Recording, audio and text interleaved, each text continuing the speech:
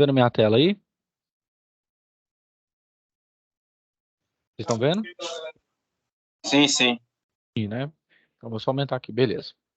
Então, a pedidos, eu vou resolver esse exercício aqui. Eu não ensinei um teorema que você pode utilizar para esse caso aqui. Esse teorema, ele pode ser utilizado quando você tem duas ou mais fontes de tensão, certo? Que é o teorema da superposição. Só que tem uma questão. Dependendo da quantidade de fontes que você for fazer aqui, né, como aqui no caso tem três, você pode dar o quê? Dar mais contas, tá? Mas eu vou ensinar isso aqui. O teorema que a gente vai aplicar para resolver isso aqui é o teorema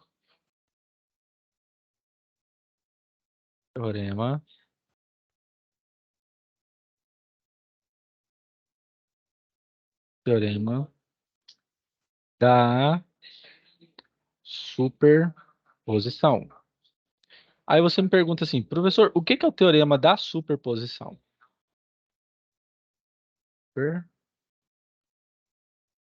Superposição.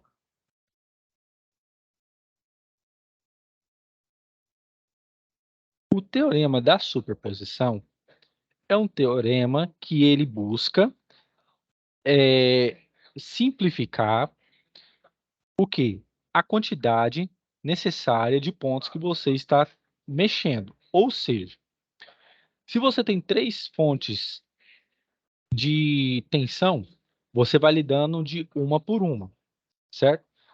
Qual que é a desvantagem do teorema da superposição, pessoal? A desvantagem é que ele gera muita conta. Mas e a vantagem? É que ele é muito seguro, certo? Então, pois bem, como vocês estão vendo aqui, eu tenho três fontes. Eu tenho uma de 30 volts, uma de 60 e outra de 48. O que que eu posso fazer? Eu posso escolher de maneira aleatória qualquer uma dessas tensões aqui e curto-circuitar. E vou fazendo utilizando apenas uma. Eu vou fazer de uma em uma. De início, eu vou curto-circuitar essa de 60 e vou curto-circuitar essa aqui de 48. Então, o meu circuito ele vai ficar dessa forma. Vou deixar só de 30 volts primeiro.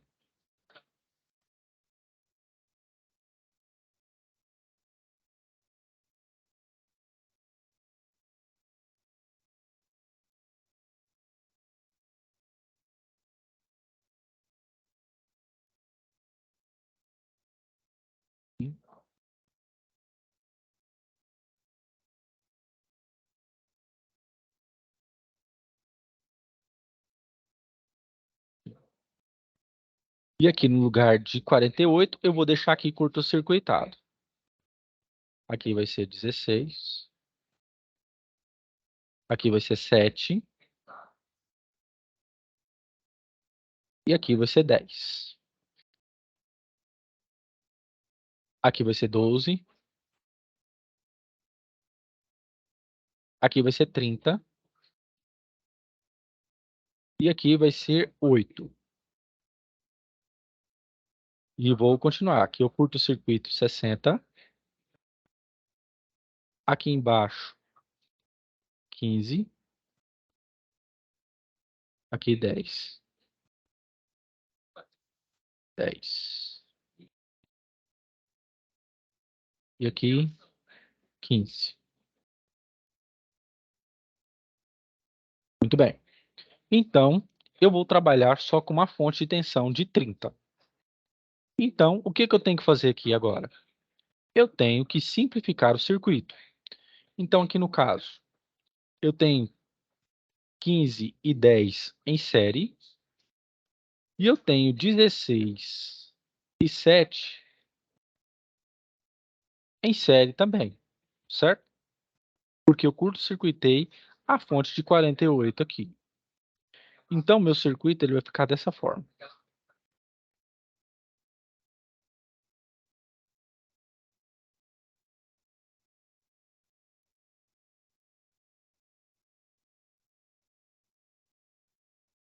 Aqui 16 com mais 7 fica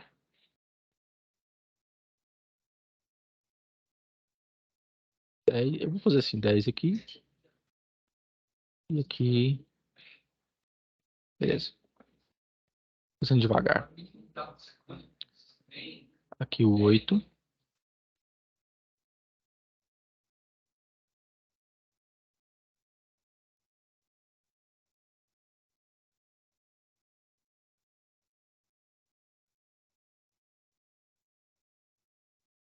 Aqui, 15 mais 10, 25.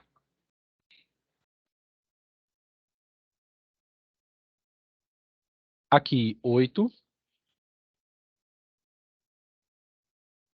Aqui, 30. Aqui, 12. 16 com mais 7 fica 23.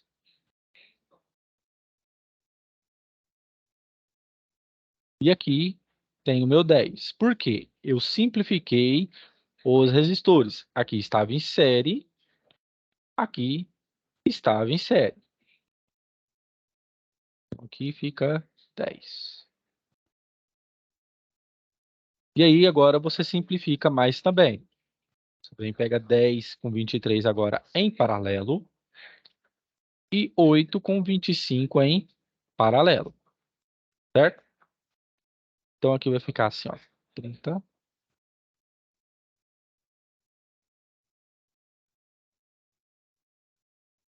Aqui fica 12.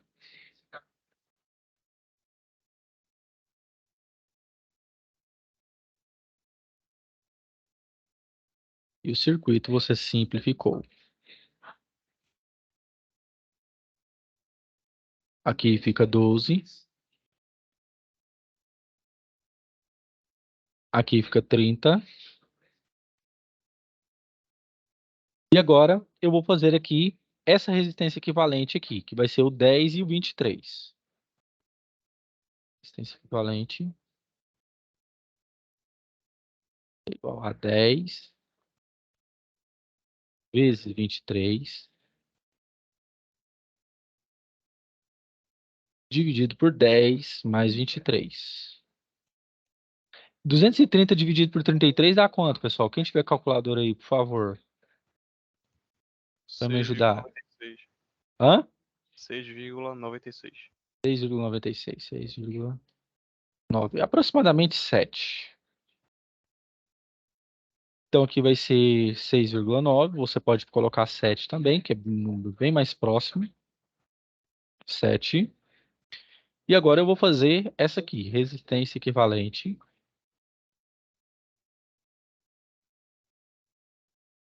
Vai ser igual ao quê? 8 em paralelo com 25. Dá 8 vezes 25. Dividido por 8 mais 25. Isso aqui dá quanto, pessoal? Por gentileza. 6,06. 6,06. Então dá aproximadamente 6. Vou colocar assim, ó, aproximadamente 6 ohms. Então aqui você tem 6 ohms.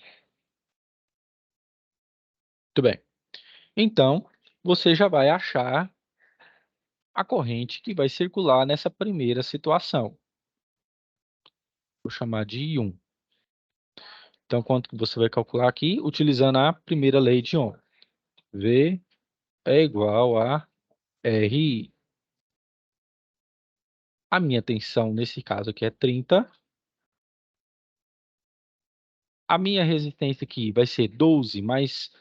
Pode pôr 7 aqui, tá? 12 mais 7, 19, tá? 19 mais 6, 25. Aproximadamente 25. Vezes I, porque geralmente dá número quebrado. E para facilitar as contas, às vezes a gente pode fazer isso, arredondar. Senão torna o exercício errado. Então, meu I1, minha primeira corrente, nesse caso, vai ser 30 dividido por 25. Isso aqui dá 1, alguma coisa? 1,2. 2, né? Muito obrigado. Aproximadamente 1,2 amperes.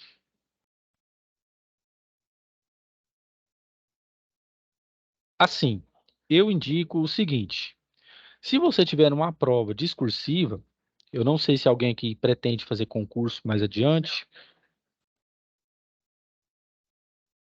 Quem for fazer concurso, essas coisas assim, que você tem mais tempo e pode demonstrar para o examinador que você sabe o que você está fazendo, eu, né, sugiro que você possa sim utilizar o teorema da superposição, tá? É uma ferramenta também que ajuda bastante. Agora, se você quer ganhar tempo, né, para fazer questões quando uma prova é objetiva, aí você tem outros recursos que você pode utilizar também, ok? Beleza, pessoal. Agora eu fiz com 30 volts. Neste caso, eu vou curto-circuitar 30 e vou deixar agora 60. Já é um segundo caso.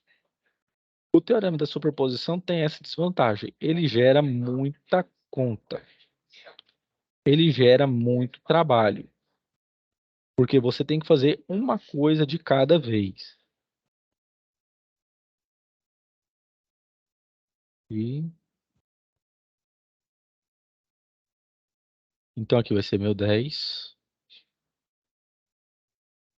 Aqui vai ser 15.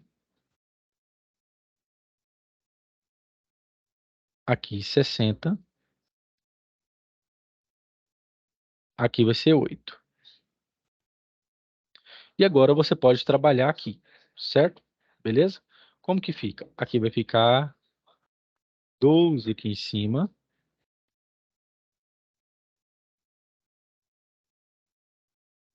Opa, peraí. Aqui vai ficar 12.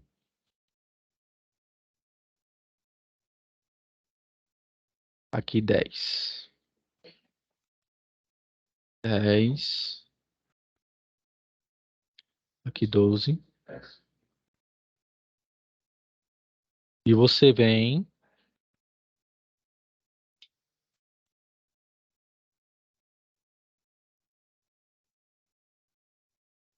curto-circuitou aqui a fonte. Você vem, faz com 7 aqui. Então fica aqui 15. Não, 16, perdão, 16 aqui. 16. E aqui embaixo fica 7. Então agora é só você fazer o quê? Associação de resistores. Aqui vai ficar o quê? 16 com 7, que esses dois estão aqui em série, fica o quê? 23. Que vai dar 23. Então, meu circuito vai ficar dessa forma.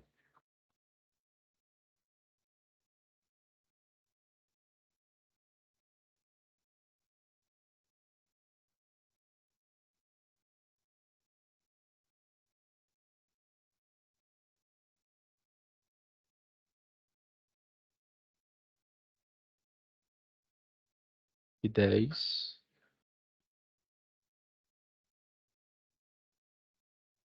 Por isso que eu sempre falo que é bom desenhar, porque você sabe o que você está fazendo. Aqui vai ser 23. Aqui vai ser o 10. Aqui vai ser o 12. E vai ser 8. Aqui vai ser o outro 10 que nós temos. Aqui eu tenho 15.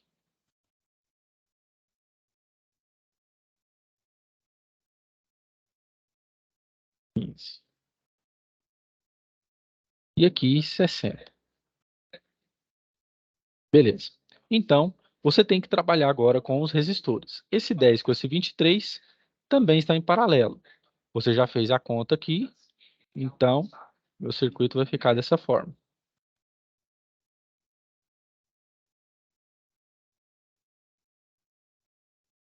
Aqui vai ser 10 com 23 tem paralelo, já calculou que vai ser aproximadamente 7 ohms. E são esses dois aqui, 10 com 23. Aqui Eu vou fazer a minha fonte.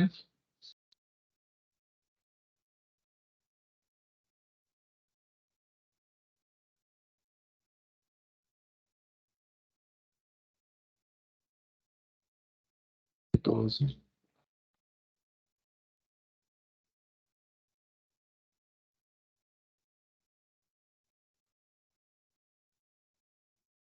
Sete.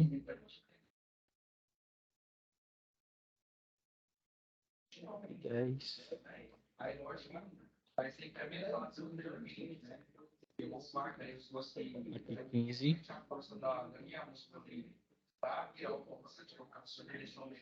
Aqui 60. E você pode ir fazendo o quê? 12 com 7. Tá aqui. Insere. Isso vai me dar o quê? 12 mais 7 vai me dar 19. Então você vai ter um circuito assim.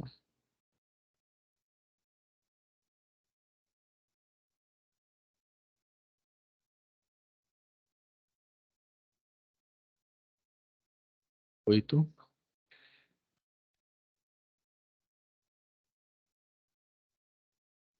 10. Aqui 15. Aqui 8. E aqui em cima 19. Esse é a questão. Sempre fazendo de um por um. 19 com 8. Isso aqui vai me dar o quê? Está em paralelo. Então, eu tenho que fazer a resistência equivalente. É montar e fazer dessa forma, tá? Quem quiser, você pode fazer pelo teorema da superposição. Aqui dá quanto? 19 vezes 8 mais 19 mais 8.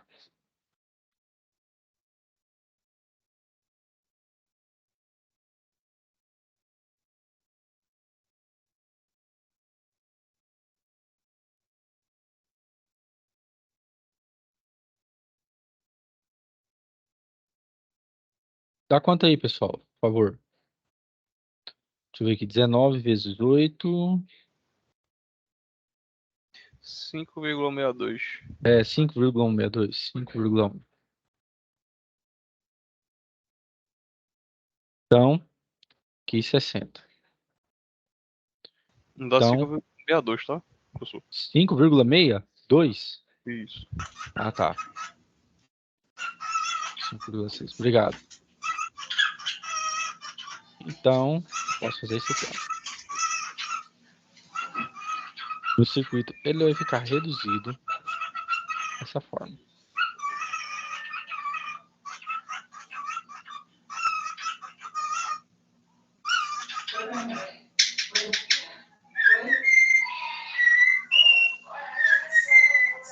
Dez, 15. E aqui 5,6. E aqui 60. E vai vir uma outra corrente por aqui. E 2. Então, vai ser o quê? V é igual a RI. Caso e 2. Minha segunda corrente. Minha tensão é 60. Aqui vai ser a soma de 5,6 com 10, 15,6. 15,6 dá 30,6. E 2. E 1.002 dá aproximadamente 1,92. 60 dividido por 30,6.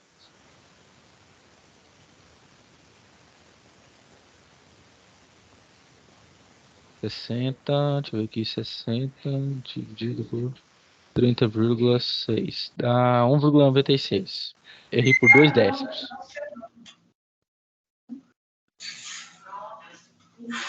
6 amperes. E a mesma coisa você tem que fazer para o terceiro. É cansativo? É cansativo. Mas se você quer fazer passo a passo, de maneira que vai te atender isso, você quer fazer simples, simplificado, então o teorema da superposição é uma boa. Então, a mesma coisa você vem aqui, curto-circuita 30, já trabalhou com 60, agora você vai liberar 48 volts.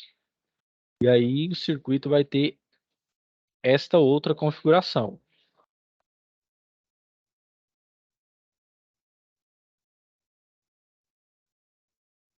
Seis.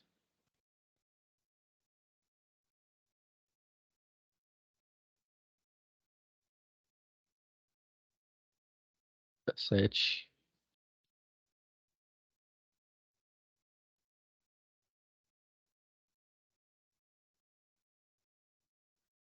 Aqui. 10. 10 também.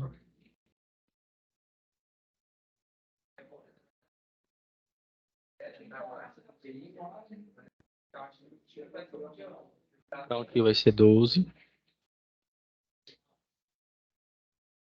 Aqui vai ser 15, 16. 10. 8. Aqui 7. Aqui vai ser 10. Aqui vai ser 15. Novamente, mesma coisa que você tem que fazer, né? Pega 10 com 15, estão em série. Vai dar 25. É sempre assim. A desvantagem, como eu disse para vocês, é que ele gera muita conta. Aqui vai ser 8. E vai ser 25.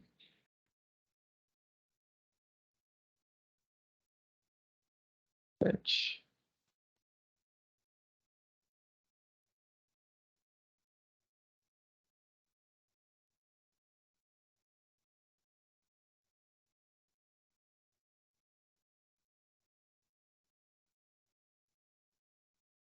Dez.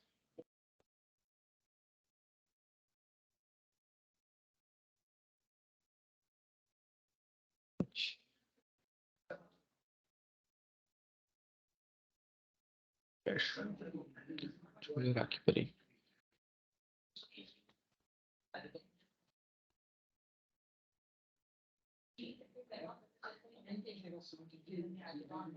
E vai ser 25. Aqui vai ser 8. Aqui vai ser 12.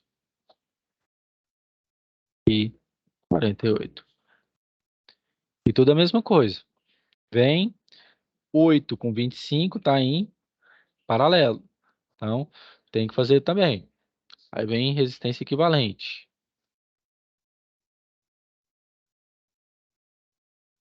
Equivalente. 8 vezes 25 dividido por 8 mais 25. 25. Aqui dá quanto? 8 vezes 25 dividido por 33. É isso? É. Dá 6,06. Dá aproximadamente 6. E meu circuito já vai mudando dessa forma. 6. Aqui 12.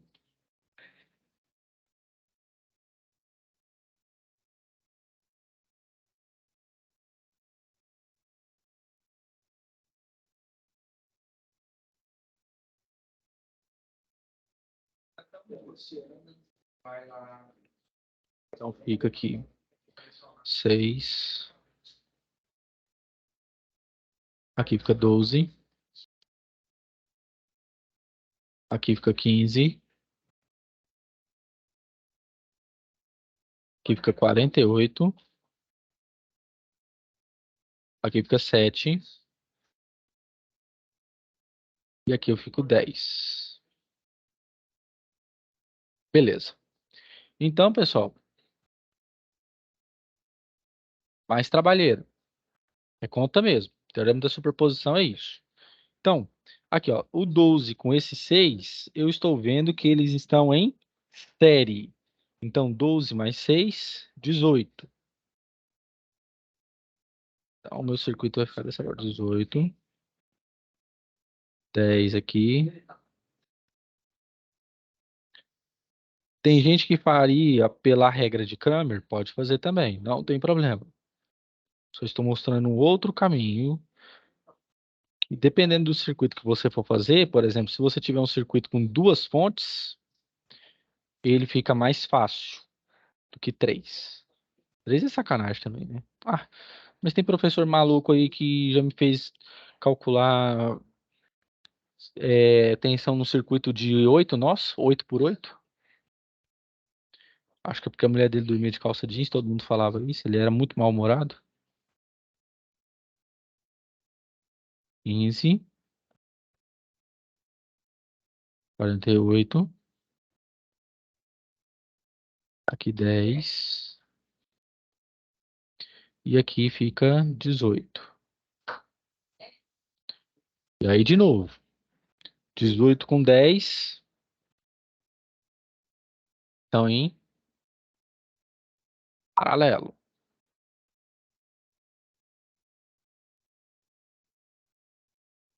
18 vezes 10, 18 mais 10.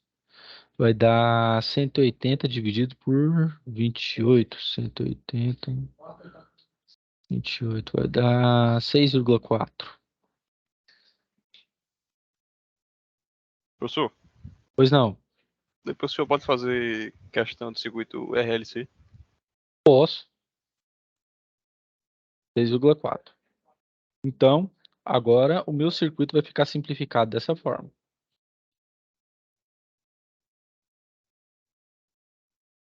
Aqui vai ficar o 15.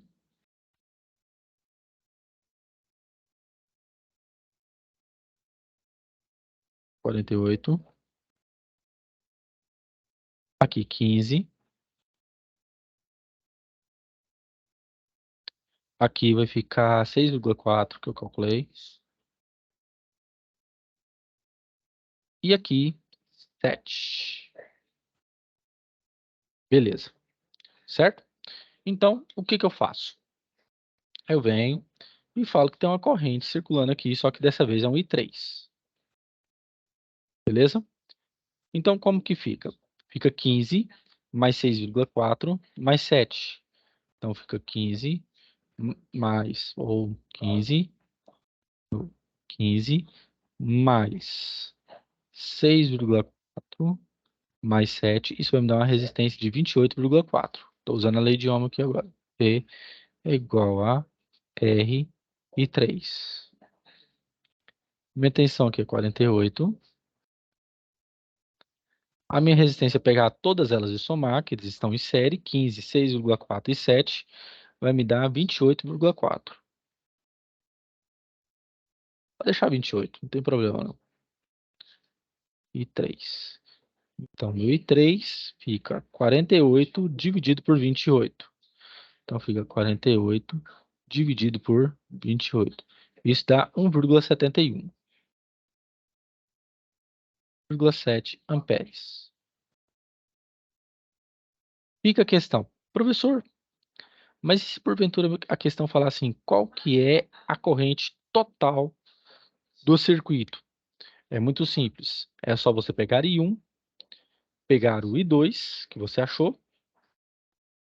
Cadê o I2? Que é 1,96, mais 1,7, certo? Se a questão está pedindo isso. Então, fica 1,2 mais 1, cadê? 1,96 mais 1,7. A minha corrente total aqui vai dar 4,87, aproximadamente 5 amperes, certo? Ah, professor, Mas e se pedir, por exemplo, aqui, a corrente está circulando por esse resistor aqui em cima, 16. E aí, qual que eu utilizo? Você vai utilizar o quê? Você vai utilizar a corrente que você achou aqui, ó, o I3, 1,7. Certo? Por quê? Porque você vai utilizar a corrente aonde está o quê? Estava aberta a fonte de tensão. Ah, professor, mas eu queria saber desse 8 aqui. Como que você faz? É simples. Você vai, acha a corrente aqui que você achou que é o I1 nessa malha, que a gente achou de 1,2, dessa malha que você achou de 1,96 e subtrai. Pega a maior, que é 1,96, menos 1,2, certo? E o valor que você achar, 1,96 menos 1,2 dá 0,76. Se você quiser saber a tensão nesse ponto, vezes 8. Por quê?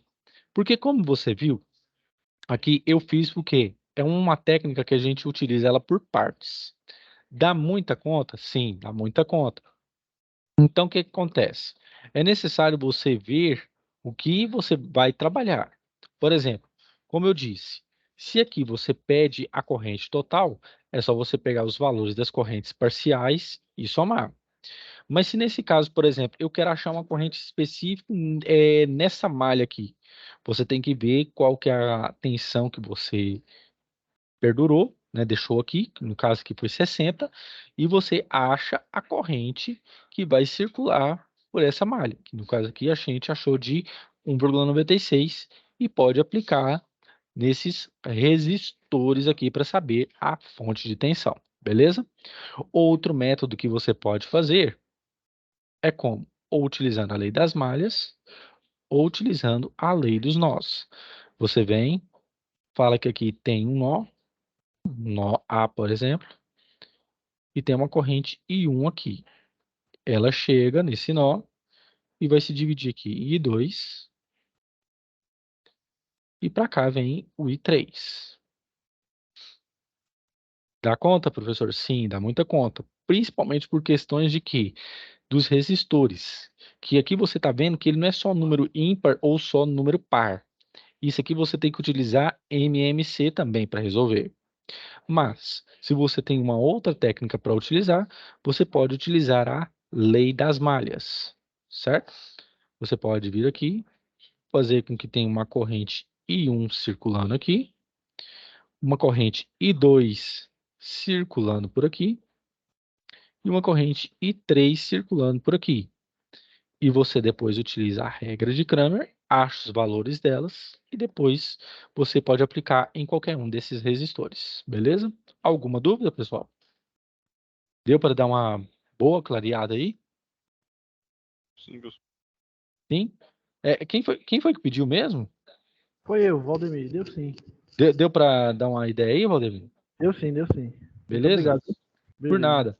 Se você tiver mais assim habilidade ou quer mesmo, digamos assim, tentar mais um desafio, você pode, né, achar aqui pelo teorema de Thevenin. Agora que eu estou vendo aqui, você pode utilizar o teorema de Thevenin. Como que você faria? Peraí, deixa eu fazer aqui só um negocinho. Dá tempo, professor, Pegar... de fazer o RLC? Ah, sim, eu acho que vai dar tempo, sim. Eu só vou dar um norte aqui, rapidinho. Vou pegar aqui um branco aqui. Pronto. Quem tiver mais familiaridade, pode utilizar o teorema de Thevenin. Como você faz? Tira essa fonte aqui, certo? E o que acontece? Você vai ter duas malhas de circuito aqui. Você vai achar a corrente que vai circular por aqui. Achando essa corrente que circula por aqui e essa outra que circula por aqui, utilizando a lei das malhas, você também consegue chegar naquele valor. Tá ok? Beleza? Mas você que escolhe. Mas e assim, eu achei maldade o cara colocar três fontes de tensão, né? Eu colocaria, por exemplo, um circuito desse aqui que já estava de bom tamanho. Beleza. Mais alguma coisa? Se alguém quiser, pode tirar uma foto aí, tá? Que aí eu vou ver se eu faço agora um circuito RLC.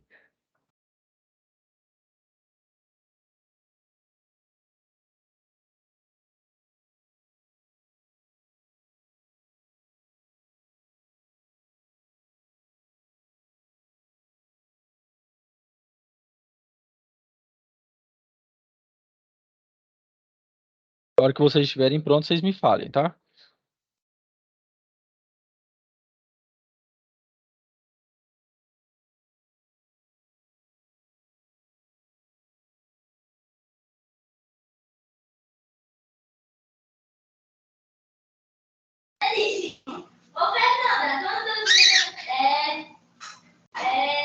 Eu só tenho óculos.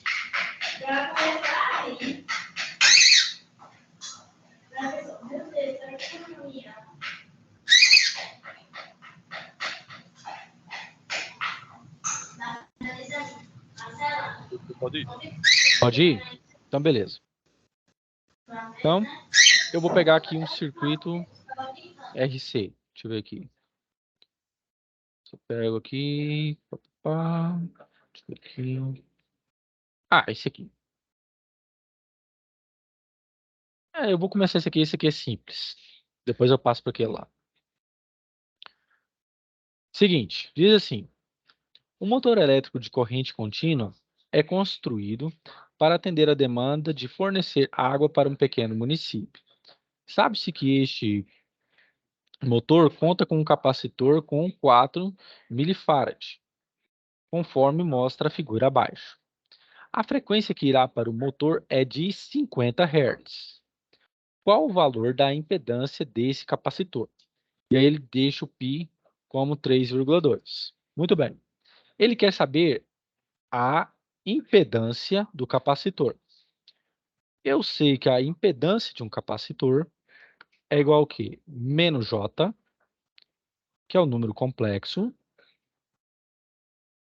igual a raiz quadrada de menos 1, dividido por 2π, frequência, capacitância. Então aqui fica menos J, 2, vezes o π, que é 3,2. A frequência que ele me deixou de 50. E aqui, 4 milifarad.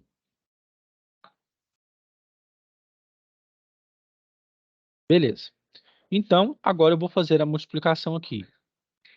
2 vezes 3,2 vezes 50 vezes 4 dividido por 1000. Isso dá 1,28. Por quê? Mili é 10 a menos 3. Como se você estivesse dividindo por 1000. Então aqui fica menos J dividido por 1,28. Isso mesmo.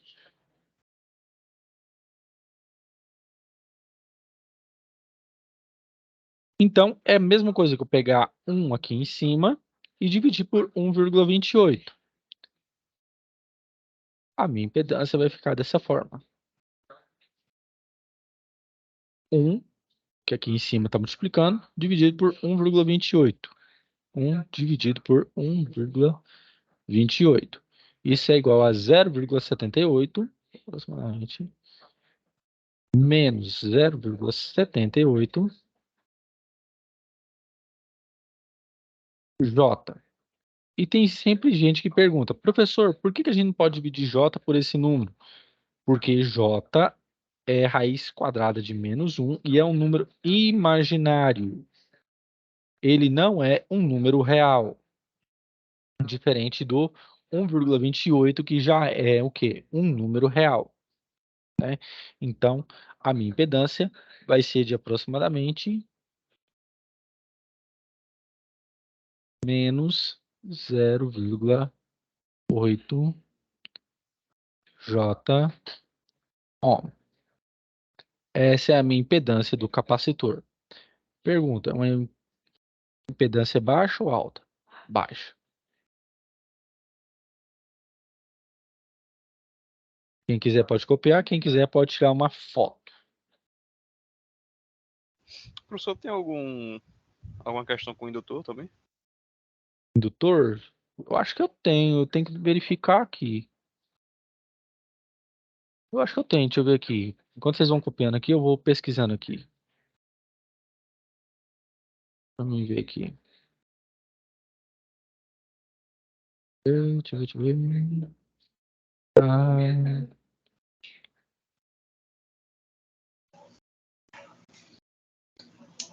Essa aula está sendo gravada, né, professor? sim. Ixi, pior que. Eu acho que. Ixi, indutor não tem. Não, você pode fazer aquela do capacitor do resistor mesmo. Tranquilo. Não, mas qualquer coisa, eu vou ensinar como que faz com o indutor nesse caso aqui também. Tá? Eu vou só esperando vocês copiarem aqui que eu faço uma coisa parecida. Tá? Pode fazer. Pode fazer? Então, eu vou apagar aqui. Ao invés de eu ter agora um capacitor, eu vou ter o quê?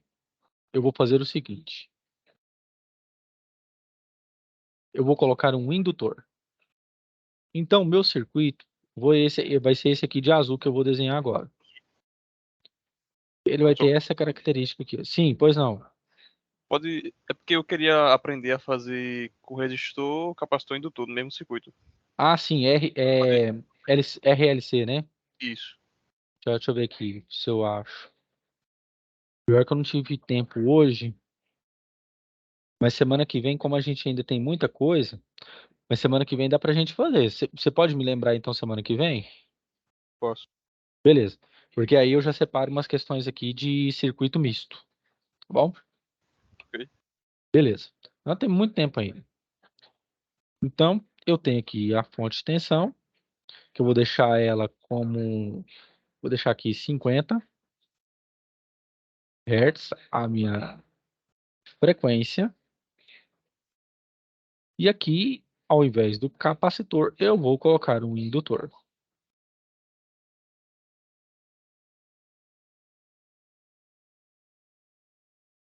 E vou falar que aqui o meu indutor, ele tem uma impedância de 2 Henry, por exemplo. 2 Henry. Beleza. E aí, o que acontece? Eu vou usar o meu π aqui como 3,2 e a minha frequência de 50 Hz. Então, o que acontece? Eu vou calcular a minha impedância indutiva. Meu XL é igual ao quê? 2π FL. Então, o que acontece? A impedância aqui vai ser igual a 2 vezes 3,2, que é o meu π, a minha frequência de 50 e a minha indutância aqui de 2, é isso, é 2. Multiplica por J também, né? Aqui, É, não. Aqui não. não? Não. Só na indutância, na impedância capacitiva que você vai multiplicar por J, tá? Aqui, o indutor, ele é sempre com um número real, tá? Então, fica aqui 2 vezes Por que isso 3. acontece? Oi, pois não? Por que isso acontece? Por que que isso acontece? Sim. Aqui, peraí, só um instantinho. Aqui vai dar 640, tá? Eu te respondo. 640. Ó, beleza.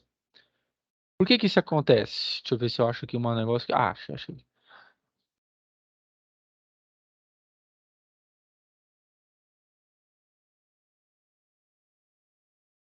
Aqui. Agora eu vou inserir.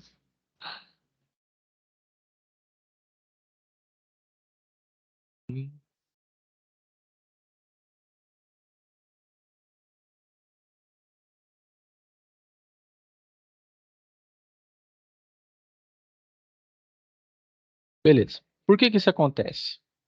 Você tem que lembrar que isso aqui nós estamos tratando de um ciclo trigonométrico. Ou seja, você vai ter que lidar com cargas em radianos. Você começa aqui em 0. Aqui é π sobre 2, porque o π é 180 graus. Aqui é π. E aqui é 3π sobre 2. E aqui 2π. Professor, por que isso ficou organizado dessa forma? Porque uma esfera, se você pegar só o círculo aqui, ele tem ao todo quanto? 360 graus. Se eu divido ele em 4 partes, então é 360 em 4 partes, isso vai me dar 90 graus cada parte, ou cada quadrante. Ou seja, esse aqui é o primeiro quadrante, ele vai de 0 a 90, pois o π representa 180. 180 dividido por 2, 90 graus. Ele anda mais 90. Então, π sobre 2, que é 90, mais 90, 180, que é igual a quê? Π. Π com mais 90, 270, que é 3π sobre 2, ou seja, 3 vezes 180 dividido por 2. Ele anda mais 90, chega a 360, então é 2π.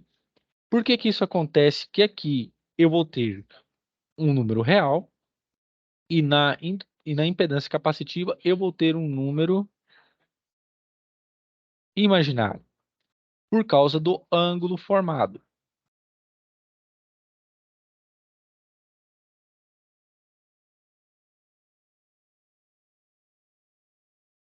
E eu tenho, vamos supor que eu tenho um outro ângulo aqui.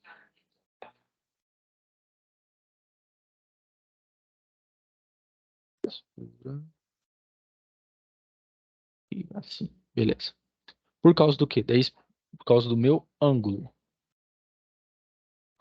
Aqui. Beleza. O que acontece? Quando eu tenho cargas elétricas, elas sempre, principalmente corrente alternada, elas vão formar o quê? O ângulo de fase. Que a gente chama ou de θ ou de φ, certo? Você tem que entender que isso aqui acontece, que o ciclo trigonométrico ele vem com esse objetivo para ajudar na questão do ângulo que você está trabalhando, certo? Pois muito bem. O que é definido? Dentro da trigonometria, você tem o que a gente chama de σ-cos, que é um artifício que eu utilizo para que eu nunca me esqueça.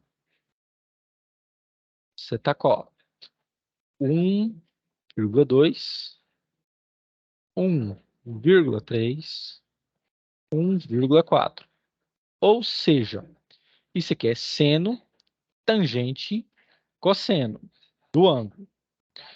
E isso aqui, professor, é que o meu seno ele vai ser crescente no primeiro e no segundo quadrante. A minha tangente vai ser crescente no primeiro e no meu terceiro quadrante. E o meu cosseno desse ângulo ele vai ser crescente no primeiro e no quarto quadrante. Certo? E aqui é o meu segundo. No caso de um capacitor, o que acontece? Quando você verifica que tem um ângulo de fase, que eu vou chamar de π aqui, certo? O que acontece? Você tem que ver a projeção com que ele vai traçar. Onde? Aqui em cima, no eixo Y, é o meu eixo dos senos.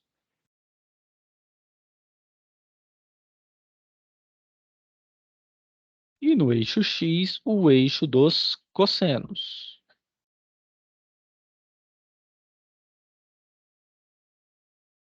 Cossenos. E o que acontece, pessoal? Se você parar para analisar aqui da questão do capacitor, olha só. O ângulo dele aqui está positivo ou está negativo? Negativo. Por quê?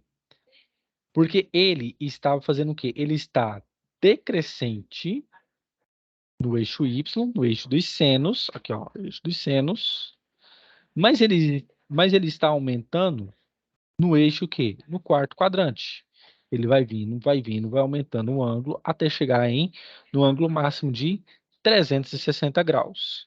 Correto? Certo? Pois muito bem. E o que acontece? Quando esse ângulo ele vai se aproximando de 360 graus, esse ângulo, essa parte de y aqui é o que a gente chama de eixo imaginário, enquanto que aqui é eixo que? Eixo real. O eixo dos cossenos é o eixo real. Quando esse ângulo sai daqui e chega até o ponto máximo, pergunto a vocês, qual é o valor no eixo real? Qual que é o valor dele no eixo real? 0.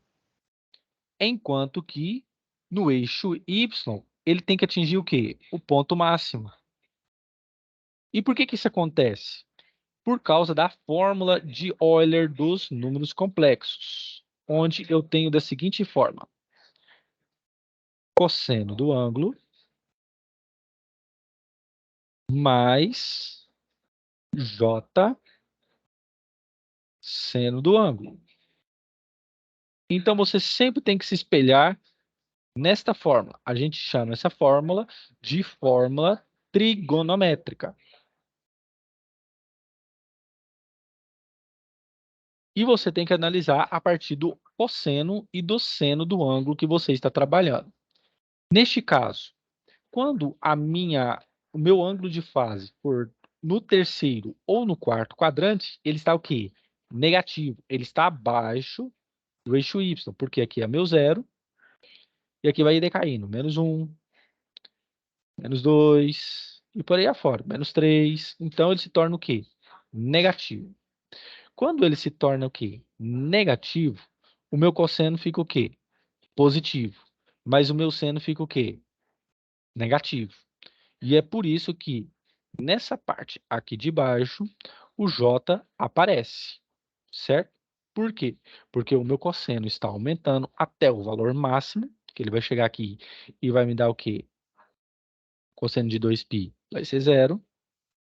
Enquanto que o seno de 2π, que é o seno de...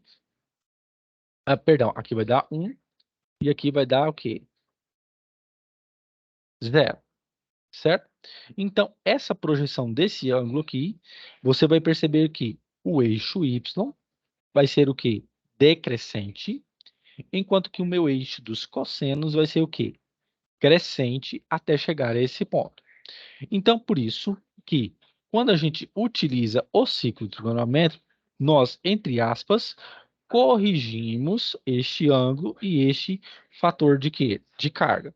Por isso que, num capacitor, o que nós temos? A projeção dele é negativa, porque ele atende de π até 2π, ele cresce nessa direção, crescendo, diminuindo o quê? O meu seno e aumentando o meu cosseno, e enquanto que aqui em cima eu tenho o quê? O eixo do meu indutor, que é o quê? Totalmente positivo. É totalmente o quê? É real, certo? Ou seja, o meu cosseno vai diminuir, enquanto que o meu seno vai aumentar. Beleza? Todo mundo entendeu isso aqui, pessoal? Sim ou não? Sim ou não? Acho que eu preciso voltar a estudar um pouquinho de trigonometria, professor. Se vocês quiserem, a gente tem tempo ainda, porque eu vou dar aulas de matemática, se não me engano, nessa quarta-feira, tanto é que o pessoal aqui está fazendo isso aqui, eu vou tratar um pouco dessa parte aqui de matemática, viu? Matemática básica mesmo. Aí eu vou pegar desde a base, tratando de trigonometria, PA e PG, matrizes, determinantes, números complexos, toda essa parte matemática que vocês vão precisar, tá? Pessoal, infelizmente eu não vou poder ficar mais, tá? Eu tenho outra turma agora, tá bom? Mas... Ô, Pois não. professor, Pois não. isso aí, o que o senhor calculou aqui nesse indutor, Sim. você calculou a reatância indutiva, é isso? Aqui É. é a impedância dele. E a reatância, como é que calculou? Aí, se a reatância, aí você vai ter que utilizar o ângulo de fase. Beleza? Aí você precisa tensão aqui e do ângulo que vai ser formado. Pode ser 60 graus, pode ser 30 graus, e ele tem que fornecer para você, tá? Professor, o senhor pode conferir novamente minha atividade no fórum? Sim, posso. Eu Mas enviei e tá dizendo que não estava sendo avaliado. não, pode deixar que eu vou dar uma olhada lá. Federal, tá? Então, beleza. Pessoal, eu vou ter que ir mesmo, tá? Desculpa eu não ficar mais. Mas aí eu desejo para vocês uma ótima noite, viu? Mas semana que vem estamos aí, viu? É porque eu tenho outra turma para atender agora. Tá bom, professor. Beleza? Boa noite. Boa noite.